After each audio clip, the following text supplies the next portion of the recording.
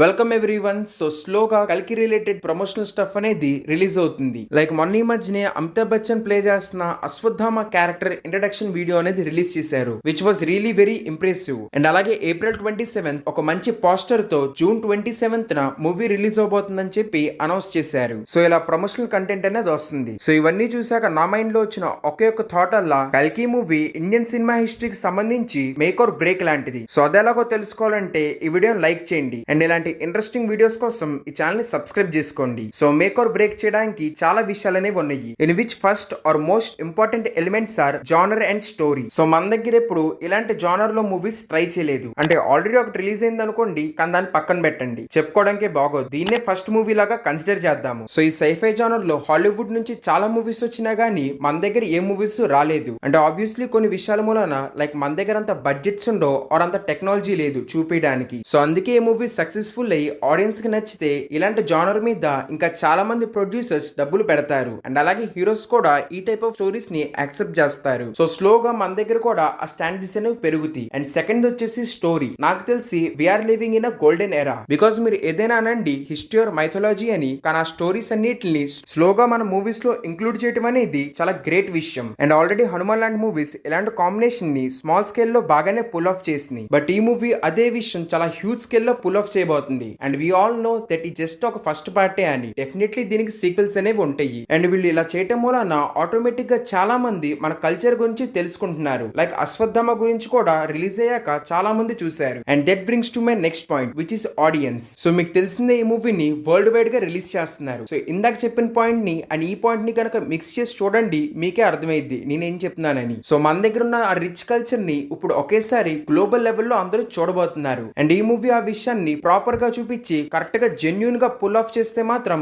అందరికి డెఫినెట్లీ మన స్టోరీస్ బాగా నచ్చుతాయి. బికాస్ ఫస్ట్ నుంచి ఏమీ యాడ్ చేయకుండానే మన మహాభారతాలు ఆర్ మిగతా పురాణాల్లో చాలా ఇంట్రెస్టింగ్ స్టోరీస్ అనేవి ఉంటాయి. సో వీళ్ళు అనుకున్నట్టే మనకు తగ్గట్టు వాటిని అడాప్ట్ చేస్తే డ్యూన్ లాంటి మూవీస్ నచ్చి ఆటలో స్టోరీ అదిరిపోయిందంటే దానికంటే రిచ్ స్టోరీ అనేది ఈ మూవీస్ లో ఉండిద్ది. సో అందుకే గ్లోబల్ లెవెల్లో ఖచ్చితంగా అందరికి బాగా నచ్చుతాయి. దాంతో అందరికీ అర్థమైద్ది దట్ ఇండియా కూడా ఒక రిచ్ స్క్రిప్ట్ తో ప్రాపర్ సైఫై మూవీ అనేది డెలివర్ చేయగలదని. And then comes budget and technology. So ఈ రెండు వీటి గురించి కలిపే మాట్లాడుకోవాలి. సో మీకు తెలిసిందే, టు బి ఫ్రాంక్, ఈ లెవెల్లో ఏ మూవీకి బడ్జెట్ అనేది పెట్టలేదు, which is close to 600 crores. And ఈ యూనివర్స్ ఎక్స్పాండ్ అయ్యే కొందికి ఇంకా బడ్జెట్ అనేది పెడతారు. అండ్ అలాగే టెక్నాలజీ అండ్ బడ్జెట్ పరంగా కూడా చాలా ఎఫర్ట్ అనేది పెడుతున్నారు. మనం ఆ స్క్రాచ్ వీడియోస్ లో వాళ్ళు ఎంత బేసిక్ లెవెల్ నుంచి అవి డిజైన్ చేస్తున్నారో చూడొచ్చు. అండ్ నాకు తెలిసి మన ఇండియన్ మూవీస్ లో ఈ లెవెల్ ఆఫ్ డీటెయిలింగ్ అనేది చాలా రేర్ కేసెస్ లో చూస్తాము. అండ్ అలాగే మొన్నొచ్చిన అశ్వత్థామలో మీరు డిఏజింగ్ టెక్నాలజీ చూడొచ్చు. అండ్ అది చూడడానికి చాలా బాగుంది. We can say it was close to perfect. So నాకు తెలిసి ఇలాంటి చాలా కొత్త టెక్నాలజీస్ ఈ మూవీలో వాడే ఉంటారు. సో ఇలాంటి టెక్నాలజీస్ మన మూవీస్ లో ఇంకా ఎక్స్ప్లోర్ చేయడానికి చాలా హెల్ప్ అయ్యింది ఈ మూవీ వర్క్ అయితే. అండ్ అలాగే మన మూవీస్ లో మీకు తెలిసిందే విఎఫ్ఎక్స్ మీద పెద్ద బడ్జెట్ అనేది పెట్టారు. అండ్ అందుకే దానికి తగ్గట్టే విఎఫ్ఎక్స్ అవుట్పుట్ అనేది మన మూవీస్ లో మనం చూస్తాము. కానీ ఒక మూవీకి చాలా బడ్జెట్ పెట్టామని చెప్పారు కానీ that was a nightmare. So అందుకే అటు వెళ్ళొద్దులే. సో ఏమంటున్నానంటే టీజర్ లోనే విఎఫ్ఎక్స్ అనేది చాలా బాగుంది. అండ్ డెఫినెట్లీ మూవీలో దానికంటే చాలా ఇంప్రూవ్ అవే ఉండిద్ది. సో ఇది వర్కౌట్ అయ్యాక విఎఫ్ఎక్స్ బేస్డ్ మూవీస్ అనేవి పెరుగుతాయి. అండ్ అలాగే మోస్ట్లీ విఎఫ్ఎక్స్ మీద అలాట్ చేసే బడ్జెట్ కూడా పెరిగిద్ది. బికాస్ ప్రొడ్యూసర్స్ కి నమ్మకం వచ్చింది దట్ విఎఫ్ఎక్స్ ఎంత బాగుంటే ఆడియన్స్ ఎక్స్పీరియన్స్ అంత బాగుండిద్ది, దాంతో పెట్టిన మనీ బాగానే రిటర్న్ వచ్చిద్దని. And last but not the least, collections. So మన దగ్గర మూవీ బాగా విపరీతంగా హిట్ అయితే 1000 ఆర్ ఇన్ఫాక్ట్ 2000 crores కూడా వచ్చినాయి. కానీ అవన్నీ ఇంతవరకు. సో ఈ మూవీని అట్ ప్రెసెంట్ చాలా లాంగ్వేజెస్ లో డబ్ చేసి గ్లోబల్ వైడ్ రిలీజ్ అనేది చేస్తున్నారు. అంటే నార్త్ అమెరికా లాంటి కంట్రీలో కూడా చేస్తున్నారు. సో అక్కడ ఆల్రెడీ ఈ టైప్ ఆఫ్ జానర్ మూవీస్ చూసే వాళ్ళు చాలా ఎక్కువ మంది ఉంటారు. సో వాళ్ళకి గనక ఒకసారి నచ్చితే చాలా